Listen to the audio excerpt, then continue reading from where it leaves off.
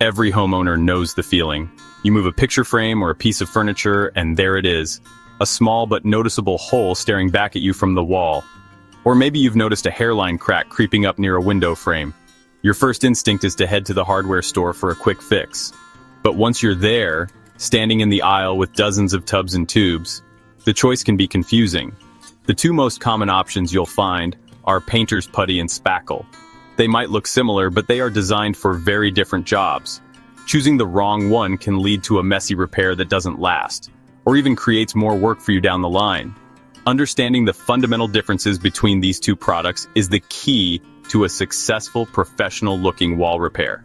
It's not just about filling a hole, it's about creating a smooth, seamless surface that will look perfect once you apply a fresh coat of paint. This guide will walk you through everything you need to know about painter's putty and spackle.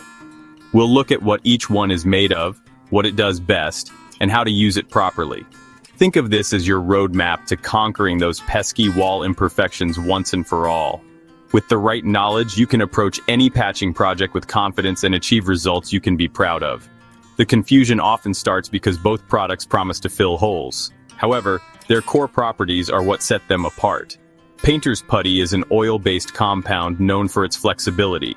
It doesn't fully harden, which makes it ideal for certain applications, especially on wood. On the other hand, spackle is a paste-like material that dries hard, almost like plaster. This rigidity is its greatest strength, making it perfect for repairing drywall and plaster walls where a solid, sandable patch is needed. Before you grab the first container you see, take a moment to assess the repair job you're facing.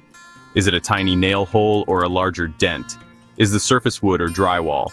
Knowing the answers to these simple questions will guide you to the right product every time. This isn't about one product being better than the other, it's about using the right tool for the right job.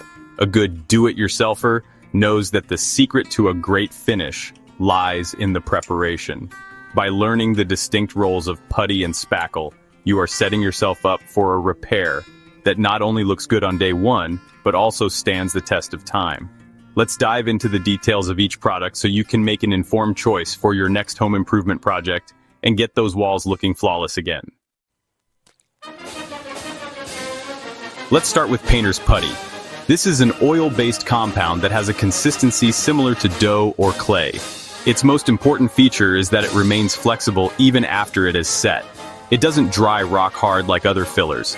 This flexibility is a huge advantage when you are working with materials that expand and contract, such as wood. If you use a rigid filler on wood trim or window sashes, changes in temperature and humidity can cause the wood to shift, which will crack the filler and push it out. Painter's putty moves with the wood, ensuring the repair stays intact and invisible for a long time. It's the go-to choice for filling nail holes and small imperfections in wood trim, baseboards, and door casings. The application of painter's putty is straightforward and doesn't require many tools. You typically just need your finger or a small, flexible putty knife. You take a small amount of putty, roll it into a ball to warm it up, and then press it firmly into the nail hole or crack. The goal is to slightly overfill the hole. Then you can use the putty knife to scrape away the excess, leaving a smooth surface that is flush with the surrounding wood. Because it's oil-based, it can take a while to skin over or cure, sometimes up to 24 hours or more before it's ready for paint. Always check the manufacturer's instructions for specific drying times. One of the biggest strengths of painter's putty is its simplicity. For small, quick jobs on wood surfaces, it is unmatched. There is no mixing required. You just use it straight from the container. Another benefit is that it doesn't require sanding.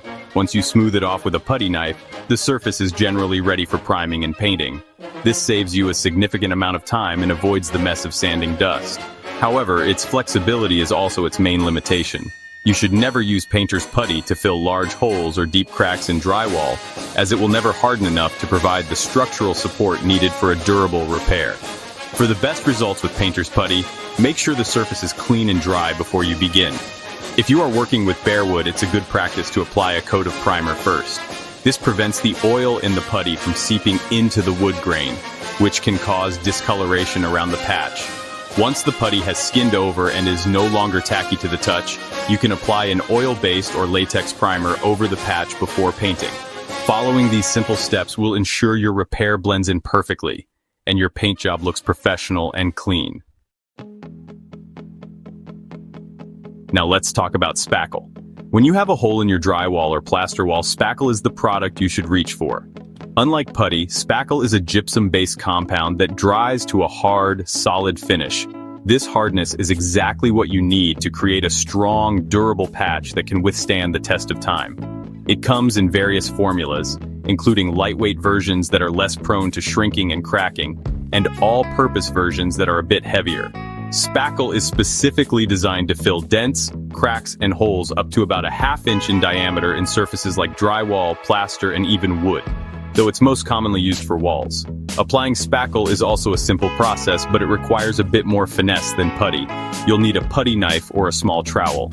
Scoop a small amount of Spackle onto the edge of your knife and spread it over the hole or crack, pressing firmly to ensure it fills the void completely. Try to apply it in a smooth, sweeping motion, feathering the edges so they blend with the surrounding wall. For the best result, it's better to apply 2 thin coats rather than 1 thick one, as a thick application can shrink and crack as it dries. Let the first coat dry completely before applying the second. The drying time for Spackle is one of its key advantages. Most lightweight spackling compounds dry very quickly, often within 30 minutes to an hour for small repairs. This allows you to complete your wall repair project in a single afternoon. Once the Spackle is completely dry, it's time for the most crucial step: sanding. You will need a fine grit sanding sponge or sandpaper to gently sand the patched area until it is perfectly smooth and level with the rest of the wall. This step is essential for achieving an invisible repair. If you skip sanding, you will likely see the outline of the patch through your final coat of paint. After sanding, you should always wipe the area with a damp cloth to remove any dust.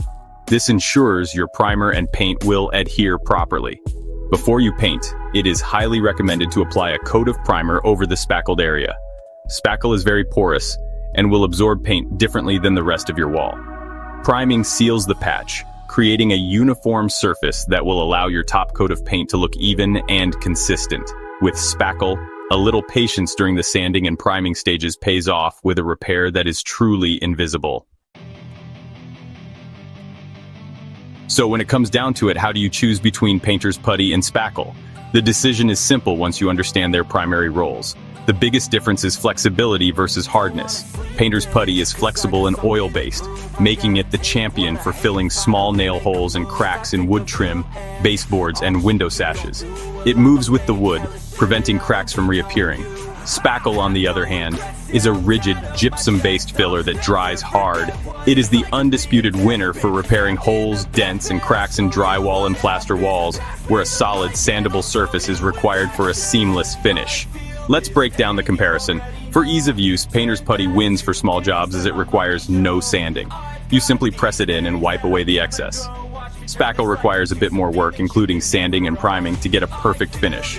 When it comes to drying time, Spackle is much faster. Most Spackle is ready to be sanded and painted in under an hour, while Painter's Putty can take a full day or longer to cure enough for painting. For durability on wall surfaces, Spackle is far superior. Its hard finish provides structural integrity that Putty cannot match. Putty should never be used for anything larger than a pinhole in drywall. Here is your cheat sheet for choosing the right product. Use Painter's Putty for small nail holes in wood trim, minor cracks in wooden window frames, and filling gaps in wood paneling. It's your go-to for anything wood that needs a flexible filler. Use Spackle for holes from screws or wall anchors in drywall, dents in plaster walls, long cracks in drywall seams, and any repair on a wall that you plan to sand and paint for a perfectly flat finish. Spackle is your solution for creating a hard, permanent patch on your interior walls. In summary, both Painter's Putty and Spackle are essential products in any homeowner's toolkit, but they are not interchangeable. Think of them as specialists. Putty is the flexible expert for wood, while Spackle is the rigid master for walls. By correctly identifying the material you're repairing and the size of the damage, you can confidently select the right product every time. This will save you time, prevent frustration, and ensure your repairs are both durable and invisible. Now you're ready to tackle those wall imperfections like a pro. Do you have any wall repair stories or questions? Share them in the comments below.